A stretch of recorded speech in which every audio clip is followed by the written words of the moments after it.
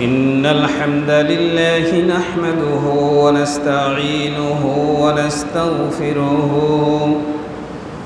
ونعوذ بالله من شرور أنفسنا ومن سيئات أعمالنا من يهده الله فلا مضل له ومن يضلل فلا هادي له ونشهد أن لا إله إلا الله وحده لا شريك له ونشهد أن سيدنا وحبيبنا ومولانا محمدا عبده ورسوله الذي أرسله بالحق بشيرا ونذيرا وداعيا إلى الله بإذنه وسراجا وقمرا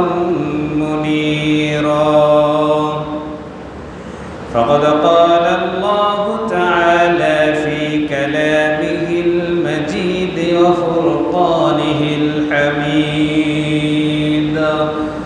أعوذ بالله من الشيطان الرجيم بسم الله الرحمن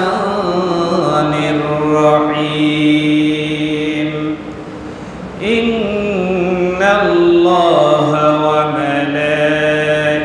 وملائكته يصلون على النبي يا أيها الذين آمنوا صلوا عليه وسلموا تسليما اللهم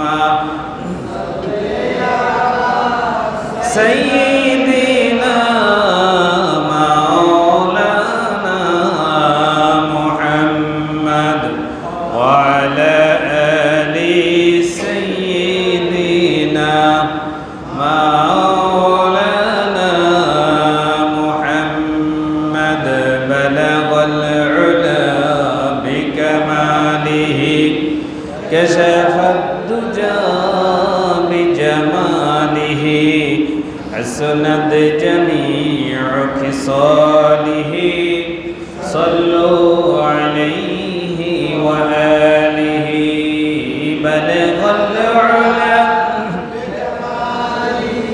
كشف الدجى بجماله حسنت جميع خصاله صلوا عليه وآله الحمد لله ঐতিহ্যবাহী মাসিমপুর কেন্দ্রীয় জামে মসজিদ কর্তৃক আয়োজিত সাপ্তাহিক আজকের এই জুমার সমাবেশ এলাকা এবং বিভিন্ন প্রান্ত থেকে আগত সম্মানিত ইসলাম প্রিয় তাওহীদি জনতা হাযরাত উলামায়ে কেরাম শ্রদ্ধাভাজন মুরব্বিয়ান ইজম সম্মানিত যুবক ভাইরা পর্দার আড়ালে যারা আমাকে শুনতে পাচ্ছেন আমার শ্রদ্ধেয়া সম্মানিতা মা এবং বোনেরা শুরুতে আপনাদেরকে আন্তরিক ধন্যবাদ জুমআ মুবারকবাদ জানিয়ে সালাম পেশ করছি আসসালামু আলাইকুম ওয়া রাহমাতুল্লাহি তাআলা ওয়া বারাকাতুহু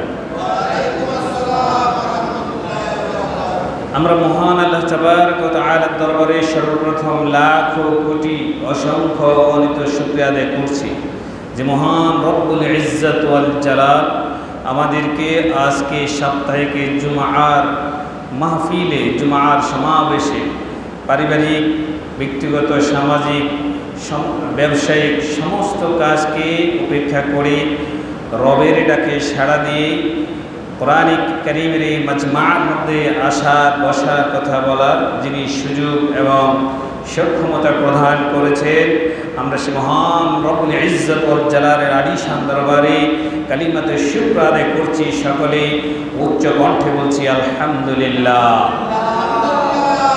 সাথে সাথে আল্লাহ সৃষ্টি প্রধান আকর্ষণ বিশ্বসভার সভাপতি পৃথিবীর শ্রেষ্ঠতম মহামানব আশরাফুল আম্বিয়া খাতামুন নবিয়্যিন নবিয়ুনা মুহাম্মদুর রাসূলুল্লাহ সাল্লাল্লাহু আলাইহি ওয়াসাল্লামের উপর দরুদ পেশ করছি, আল্লাহুম্মা সাল্লি আলাইহি আল্লাহুম্মা বারিক আলাইহি।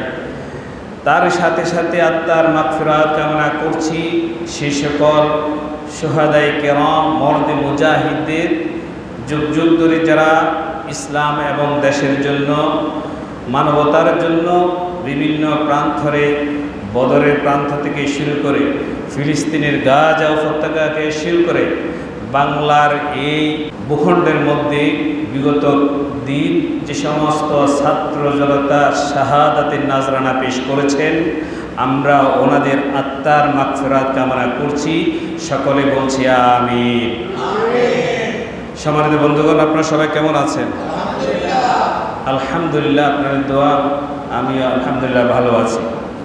দেখতে দেখতে আমরা একটা সপ্তাহ পার করে ফেলেছি। অনেক ঘটনা, অনেক ইতিহাস, অনেক স্মৃতি, অনেক কথা, বিজয়, সাহায্য, আনন্দ, ক্ষমতা, কত কিছুর পরিমার্জন হয়েছে এই সপ্তাহের মধ্যে, ঠিক কিনা বলুন? বাংলার ইতিহাসে নতুন এক অধ্যায় সূচিত হয়েছে এই গত সপ্তাহের মধ্যে। আমরা সকলে সুখে শান্তিতে থাকতে চাই কি চাই না? সেই জন্য আমরা আল্লাহর কাছে প্রার্থনা করবো, রব্বুল আলামিন আমাদের উপর যে বিপদ ছিল, যদি বিপদ মনে করি বিপদ কেটে গেছে, আর যদি বিপদ মনে না করি তাহলে পালা বদল হয়েছে। যাই হোক, সামনে যারা আসবেন, কোরআনের পক্ষে যদি থাকেন, জনগণের পক্ষে যদি থাকেন, জনতার পক্ষে যদি থাকেন, তাহলে তাদেরকেও মানুষ সাদরে বরণ করে নেবে, এতে কোনো সন্দেহ নেই।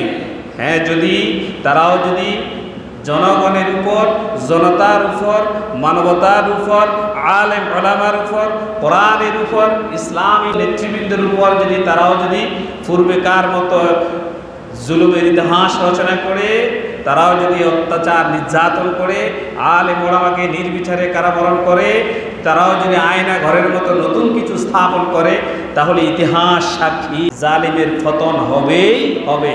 সুতরাং যারা এখন আসছেন তারাও যদি আমাদের সাথে, সকলের সাথে, জনগণের সাথে তারাও যদি সুন্দরভাবে চলে, তাহলে তাদের জন্য আমাদের শুভ কামনা এবং আন্তরিক দোয়া রইল। আল্লাহ যেন তাদেরকেও ভালো করে, ভালো ফতে, ইসলামের ফতে সুন্দর করে দেশ চালার তৌফিক দান, বলুন আমিন। আমার ভাইরা, আজকে আমি আপনাদের সামনে যে বিষয় নিয়ে কথা বলবো, হেডলাইনটা হচ্ছে চূড়ান্ত বিজয়, সাহায্য এবং ক্ষমতার ফালাবদল আল্লাহ তাআলা কর্তৃক নির্ধারিত হয়, ঠিক কিনা?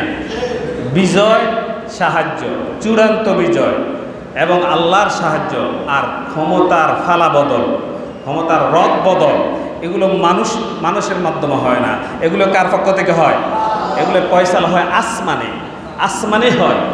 বিশাল সমাবেশ ডেকে লক্ষ লক্ষ মানুষ রাজপথে নেমে আমরা যদি মনে করি আমাদের বিজয় হয়েছে, এটা আমরা মানতে রাজি নয়। কারণ হচ্ছে চূড়ান্ত বিজয়, সাহায্য, ক্ষমতার পালাবদল, এসব কিছু আরশ আজিম থেকে যিনি নিয়ন্ত্রণ করেন, তিনের নাম কে? আবার বলেন, তিনের নাম কে? আল্লাহ। দেখেন, ইসলামের ইতিহাসে প্রথম বিজয়, নবী করিম সাল্লাল্লাহু আলাইহি ওয়াসাল্লাম বদরের প্রান্তরে বিজয় অর্জন করেছিলেন। সেখানে কাফের মুশরিকদের সাথে জিহাদ, যুদ্ধ সংগঠিত হয়েছিল। নবী করিম সাল্লাল্লাহু আলাইহি ওয়াসাল্লাম ছিলেন সেই যুদ্ধের সেনাপতি। তিনি নিজেই যুদ্ধ পরিচালনা করছেন। তিনি মদিনার রাষ্ট্রপ্রধান হয়েছেন এবং রাষ্ট্রপ্রধান নিজেই সমর প্রান্তরে গিয়ে যুদ্ধ পরিচালনা করছেন। সুবহানাল্লাহ বলেন। রাষ্ট্রপ্রধান একদিকে জিহাদের ময়দানে সেনাপতি, আরেকদিকে তিনি রাষ্ট্রপ্রধান, আরেকদিকে মসজিদে নববীর ইমামতি। একদিকে সেনাপতি আর মসজিদে ইমামতি, পাশাপাশি মদিনার রাষ্ট্রপ্রধান। এতগুলো কোয়ালিটির সমন্বয় যার কাছে ছিল, তিনি হচ্ছেন মুহাম্মদুর রাসূলুল্লাহ সাল্লাল্লাহু আলাইহি ওয়াসাল্লাম। তাহলে ইতিহাসের প্রথম যুদ্ধ হচ্ছে বদরের যুদ্ধ। সেই যুদ্ধে মুসলমানরা বিজয় করেছে। যদি সংখ্যা দিয়ে বিজয় অর্জন করা যেত, তাহলে সেই দিন বদরের যুদ্ধে মুসলমানরা বিজয় অর্জন করতে পারতো না। কারণ কাফের মুশরিকদের সংখ্যা ছিল কত? 1000, আর মুসলমানদের সংখ্যা ছিল 313 জন। তাহলে কিভাবে 313 জন 1000 সাথে পারে? এটা এই জন্যই আল্লাহ রাব্বুল আলামিন বলেন, ওয়ামা রামাইতা ইয রামাইতা ওয়ালাকিন ওয়ালাকিন্নাল্লাহা রামা। আল্লাহ পাক বলছেন নবী, ওমা রমাইতা ইজ রমাইতা, আপনি বালু নিক্ষেপ করেছেন, কিন্তু আমি বলছি ওয়ালাকিন্নাল্লাহা রামা, না আপনি নিক্ষেপ করেন না, আমি আল্লাহ আমার কুদরতি হাত দিয়ে বালু নিক্ষেপ করেছি। আর প্রত্যেকটা বালুকণাকে ক্ষেপণাস্ত্র বানিয়ে কাফের মুশরিকদের চোখের মধ্যে আমি ফেলে দিয়েছি। সুবহানাল্লাহ।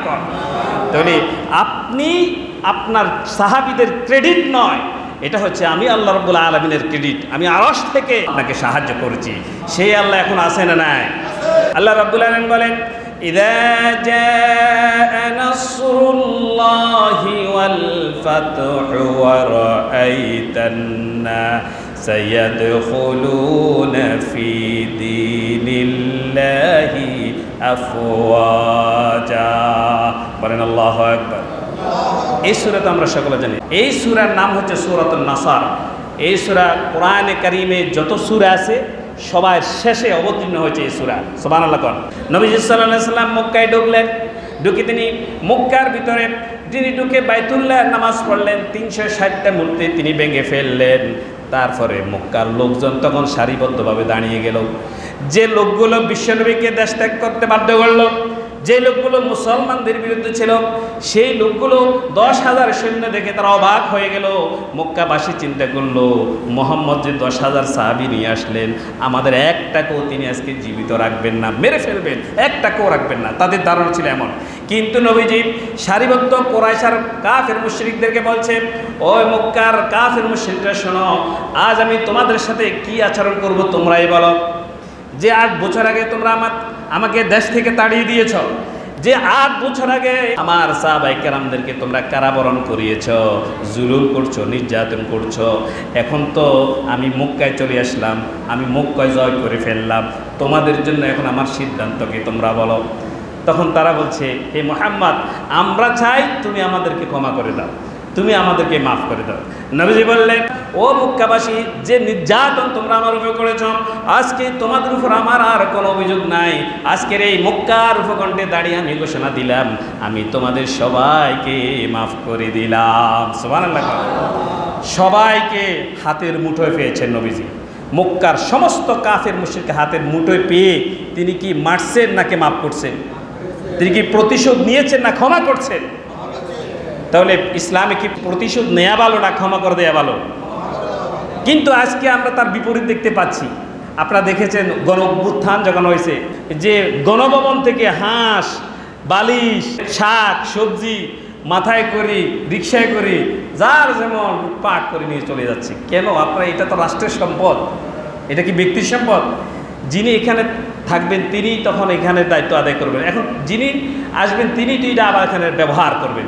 রাষ্ট্রের সম্পদের উপর হাত তুলবেন কেন? নবীজি তো ইচ্ছে করলে মক্কার মানুষকে সবাইকে একসাথে মৃত্যুদণ্ড দিতে পারতেন। নবীজি কাউকে বলেন, নবীজি বলেছেন সাহাবায়ে খবরদার, আমরা যুদ্ধ করতে হয়নি, আমরা বিনা যুদ্ধে মক্কা জয় করেছি, আমাদেরকে সাহায্য করছেন কে? আল্লাহ। আমরা সাহায্য পেয়েছি আল্লাহর কাছ থেকে, বিজয় অর্জন করছি, সবচেয়ে বড় বিজয় মক্কা বিজয়। এখন মক্কার যে লিডার আবু সুফিয়ান, সে বিশ্বনবীর কাছে গিয়েছেন, বিশ্বনবীর কাছে যাওয়ার পর সাহাবায়ে কেরাম তাকে অ্যাটাক করলেন, তাকে গ্রেফতার করলেন, নবীজির সামনে নিয়ে আসলেন। নবীজি বলছেন, না, তাকে মেরো না। নবীজির এই আদর্শ দেখে আবু সুফিয়ান বলছে, আজকে আর বেঁচে থাকার কোনো সুযোগ নেই, কারণ অতীতে মোহাম্মদকে যে কষ্ট আমি দিয়েছি, সে তো এখন আমাকে হাতের মুঠোয় পেয়েছে, আমাকে মেরে ফেলবে। কিন্তু নবীজি বলছেন তাকে ক্ষমা করে দাও।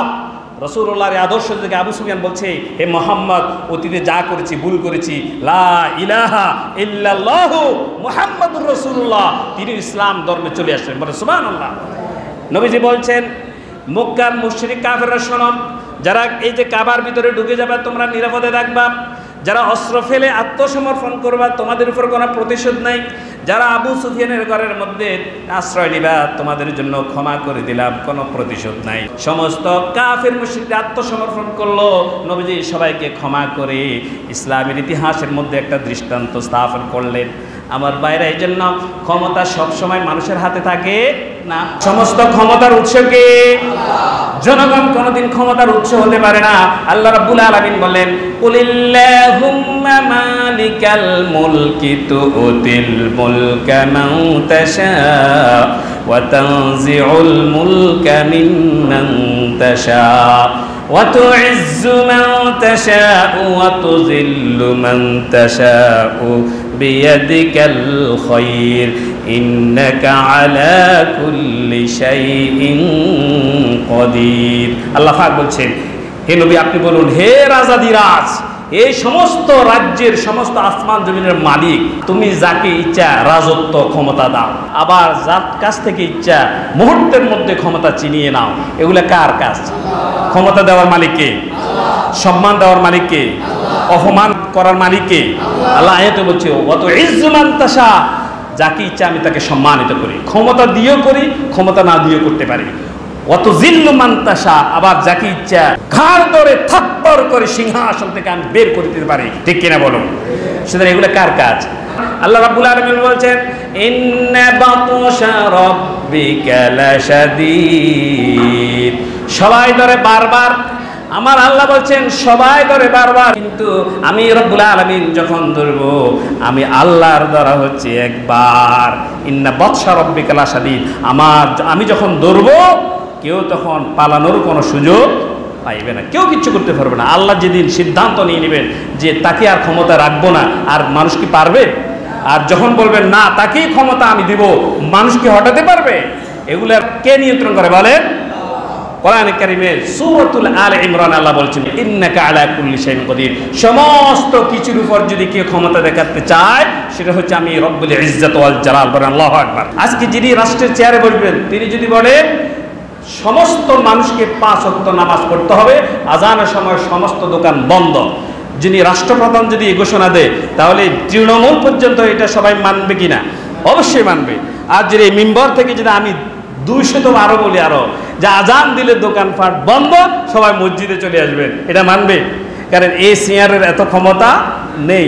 কারণ এই চেয়ারটা যদি গণভবনের চেয়ার হয়, রাষ্ট্রপ্রধানের চেয়ার হয়, তাহলে এই চেয়ার থেকে যে ডিক্লেয়ার করা হবে সেটা মানার জন্য সমস্ত জনগণ বাধ্য থাকিবে। ঠিক কিনা বলুন? তাহলে এই চেয়ারও ভালো লোক যাওয়ার দরকার আছে না নাই? এই চেয়ার কে দান করেন? আল্লাহ। চেয়ার ঠিকই আছে, কিন্তু চেয়ারের কামড় বড় কঠিন। এই চেয়ার পাইলে গায়ের মধ্যে জোশ এসে যায়, বাদশাহ এসে যায়। যারা এটাকে হজম করে নিয়ন্ত্রণ করে জনগণের জন্য, ইসলামের জন্য, মানুষের জন্য, সবার জন্য যারা কাজ করতে পারে, চেয়ার ততক্ষণ তাদের সাথে বেইমানি করে না। কিন্তু যখন স্বৈরা শাসন শুরু করে, যখন মানুষের অত্যাচার শুরু করে, যখন নির্যাতন শুরু করা হয়, যখন আলেম ওলামার বিরুদ্ধে কত আলেম বিগত সময়ের মধ্যে, আল্লামা মামুনুল হক সাহেব, তিনি হচ্ছেন শেখুল হাদিস, ওনার বাবার নাম হচ্ছে আল্লামা আজিজুল হক। ওনাকে যখন জেলখানায় দেওয়া হয়েছে, অজুর পানি তখন ওনাকে দেওয়া হয়নি। ওনাকে অজু করে যে নামাজ পড়বে সেই পানিটুকু ওনাকে দেওয়া ছিল না। কারণ ইসলাম বিদ্বেষী মনোভাব সম্পন্ন মানুষগুলো ওনাকে এই কাজ থেকে বিরত রেখেছেন।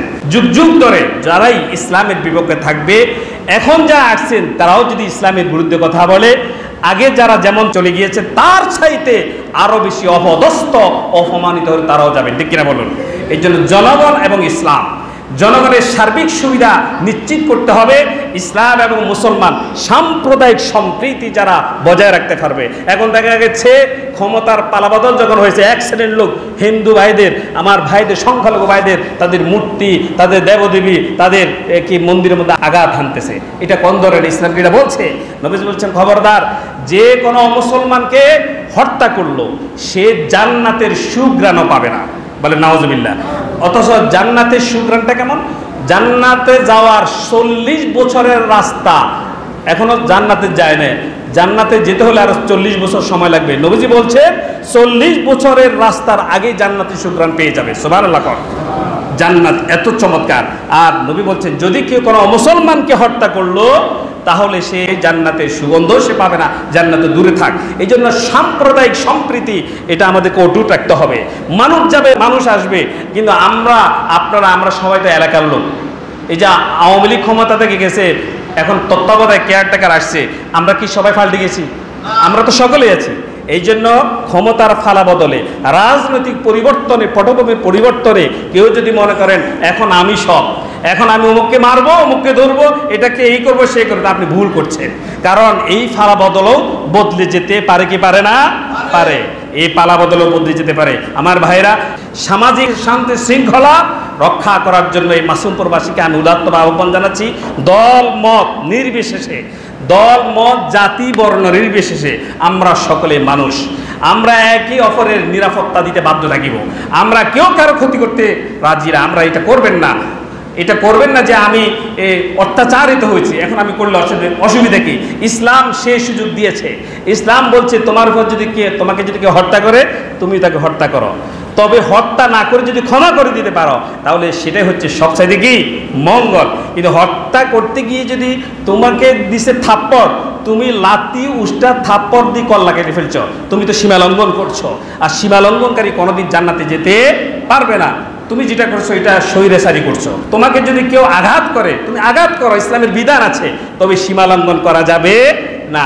রাষ্ট্রের সম্পদ বিনষ্ট করা হচ্ছে, বাইরেরকে হিন্দু বা বিভিন্ন ধর্মাবলম্বীদের তাদের বিভিন্ন মন্দিরগুলোতে আঘাত করা হচ্ছে। এটা কোনো সভ্য মানুষের কাজ বলেন আপনারা বলেন না? ইসলাম সাপোর্ট করেন। আমরা কোনোদিন এই কাজ করব না, কারণ আমাদের ভাগ্যে কি আছে আমরা এখনো জানি না। জানেন নাকি আপনারা কখন কি হচ্ছে কি হবে বাংলাদেশের ভাগ্যে? এটা আল্লাহ সবচেয়ে ভালো জানে। তবে সাম্প্রদায়িক সম্প্রীতি, সামাজিক শৃঙ্খলা সকলকে রক্ষা করতে হবে। আমরা যেন কেউ কারো শত্রু না হই, আমরা যেন কেউ কারো শত্রু না হই। আগে যেমন ছিলাম এখনো সেরকম থাকবো ইনশাআল্লাহ। আমি যেন না শুনি যে কোনো একটা লোক তার হামলার কারণে জুমার নামাজ কিংবা মসজিদে নামাজ পড়তে আসতেছে না, এমন যেন কথা কানে না আসে।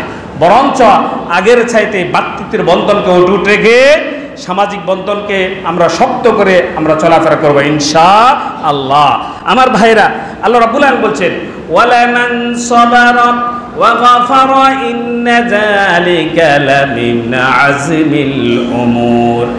যার উপর জুলুম করা হলো, যার উপর অত্যাচার করা হলো, কোন ব্যক্তি যদি কোনো ব্যক্তির উপর জুলুম করে, কোন সরকার যদি কোনো জনগণের উপর জুলুম করে, কোন শাসক যদি লোকদের উপর জুলুম করে, আর যাদের উপর জুলুম করেছে ওয়ালামান সাবারা, এই জুলুম সহ্যকারী ব্যক্তিরা যদি ধৈর্য ধারণ করে, ওয়া গাফারা, আর যদি ক্ষমা করে দেয়, আল্লাহ বলছেন ইন্না যালিকা মিন আযমিল উমুর। আল্লাহ বলছে এটা হচ্ছে সবচাইতে শক্তিশালী সম্পর্ক অটুটকারী। সে সবচাইতে সম্পর্ক রাখার ভালো কাজ করেছে, প্রতিশোধ নেয় নাই। হযরত আবু হুরায়রা থেকে হাদিস, আবু হুরায়রা রাদিয়াল্লাহু তাআলা বলেন এক ব্যক্তি হযরত আবু বকর রাদিয়াল্লাহু তাআলা আনহুকে গালিগালাজ করতেছিল। হযরত আবু বকরকে এক ব্যক্তি গালিগালাজ করতেছে, নবীজি সেখানে উপস্থিত ছিলেন। আবু বকর কিছুই বলে না। অতঃপর লোকটি আবার যখন আবু বকরকে গালিগালাজ করতেছিল, আবু বকর তখন দুই একটা কথার জবাব দিতে শুরু করলো। নবীজি তখন সাথে সাথে মনটাকে বিরক্ত করে তিনি অতিষ্ঠ হয়ে সেখান থেকে তিনি চলে গেলেন। হযরত আবু বকর রাসূলুল্লাহ সাল্লাল্লাহু আলাইহি ওয়াসাল্লামের কাছে গিয়ে বলে, ইয়া রাসূলুল্লাহ, আপনার সামনে একটা লোক আমাকে গালিগালাজ করতেছিল, আপনি সেখানে বসা ছিলেন, আমি দেখতে পাচ্ছি আপনি হাসতেছিলেন, কিন্তু যখন আমি তার দুই একটা কথার জবাব দিতে শুরু করলাম, ও নবী আপনি কেন আমার এখান থেকে উঠে চলে গেলেন? নবীজি বলছেন, আবু বকর রে, আমার কথা শোনো, তোমাকে যখন ওই লোকটি গালিগালাজ করতেছিল, তুমি যতক্ষণ পর্যন্ত চুপ ছিলে, আল্লাহ রাব্বুল আলামিনের পক্ষ থেকে একজন ফেরেশতা তোমার হয়ে ওই লোকের কথার উত্তর দিতেছিল। আর তুমি যখন জবাব দিতে শুরু করছিলে, আমি দেখতে পেলাম আল্লাহর পক্ষ থেকে যে ফেরেশতা ছিল সে সাথে সাথে এখান থেকে চলে গেল। শয়তান সেই জায়গা দখল করেছে, আর আমি মুহাম্মদ, শয়তান যেখানে থাকে আমি মুহাম্মদ সাল্লাল্লাহু আলাইহি ওয়াসাল্লাম কোনোদিন সেখানে থাকতে পারি না। সুবহানাল্লাহ। আমাকে গালি দিলে আমি দিতে হবে। কুকুর যদি কামড় দেয় আপনি যদি দেন, তো কুকুর তো সমানত হয়ে গেলেন। আমাকে মারছে আমিও মারবো, আমার ভাঙছে আমিও ভাঙবো, তা আমার আর আপনার মধ্যে ডিফারেন্স কি? সবাই তো কি সমান। তো আমরা যারা মনে করি আমরা স্বাধীন করেছি, আমরা বিজয় অর্জন করেছি শান্তির জন্য, সেই শান্তি দেখাতে হবে। সে শান্তির শুরুতে যদি অশান্তি দিয়ে যদি শুরু করেন, তাহলে মানুষ বলতে শুরু করবে আগে যেটা ছিল সেটাই ভালো। এমনি একটা কথা আছে, যায় দিন কি ভালো, একটু কথা আছে। তবে এটা হচ্ছে কথার কথা। তবে মূল কথা হচ্ছে আমরা যদি সরকারকে, যারা প্রতিনিধি তাদেরকে সাহায্য করি, সরকারকে সাহায্য করি, নিজ হাতে আইন তুলে না নিয়ে আমরা যদি ধৈর্য ধারণ করে ক্ষমা করে দিতে পারি, সেই সমাজের মধ্যে আল্লাহর আরশ থেকে আল্লাহ সাহায্য এবং রহমত শান্তি দান করবেন। বড় সুবহানাল্লাহ। এখন বিজয়ের পর আমাদের করণীয় কি? এই যে দেশটা একটা ফটো পরিবর্তন হয়েছে, এই মুহূর্তে আপনাদের কিছু কাজ আছে। এটা কোরআন বলেছে, ইসলাম শিখিয়েছে। আল্লাহর নবী সাল্লাল্লাহু আলাইহি ওয়াসাল্লাম তিনি যখন মক্কা বিজয় করলেন, তিনি শুকরিয়ার নামাজ পড়লেন। শুকরানা নামাজ আদায় করলেন। নবীজি 8 রাকাত নামাজ পড়লেন, বিজয় অর্জন করার পর নামাজ পড়লেন। আমরা কি নামাজ পড়ছি নাকি? আমরা নামাজ পড়ি নাই। প্রথম কাজ হচ্ছে বিজয় অর্জন করার পর শুকরিয়া নামাজ আদায় করা। তারপর বলছেন ফাসাব্বিহ বিহামদি রাব্বিকা ওয়াস্তাগফির। কোন বিজয় অর্জন করলে, সামাজিক বিজয়, পারিবারিক বিজয়, ব্যবসায়িক বিজয়, রাষ্ট্রের বিজয়, কোন অপশক্তির উপরে যদি আপনি বিজয় করেন, তাহলে সেখানে আপনার কাজ কোরআনে কারিমে 110 নম্বর সূরাতুন নসরে আল্লাহ শেষ 2টি আয়াতে বলে দিয়েছেন। কাজ কি? ফাসাব্বিহ বিহামদি রাব্বিকা ওয়াস্তাগফির। তোমরা যখন বিজয় অর্জন করবা, তখন তোমরা আল্লাহর পবিত্রতা এবং তার প্রশংসা আদায় করো। বলে সুবহানাল্লাহ। বিজয় অর্জনের পর প্রথম কাজ হচ্ছে আল্লাহর পবিত্রতার সাথে প্রশংসা করতে হবে। আলহামদুলিল্লাহ বলে অবনত চিত্তে আল্লাহকে সিজদা দিয়ে শুকরানা নামাজ আদায় করাই না হচ্ছে কাজ।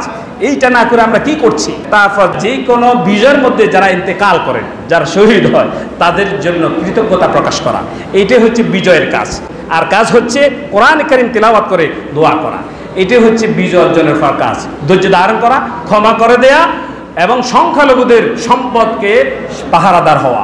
আজকে দেখেন অনেক আমাদের সাধারণ ভাইরা সংখ্যালঘুদের তাদের মন্দিরগুলো পাহারা দিচ্ছে। খুব চমৎকার দৃশ্য আমরা দেখতে পাই। এটা অনেক ভালো কাজ। দেশের মধ্যে শান্তি শৃঙ্খলা প্রতিষ্ঠিত হওয়ার এটা ভালো একটা উদ্যোগ। ছাত্র ভাইরা ট্রাফিকের কাজ করছে।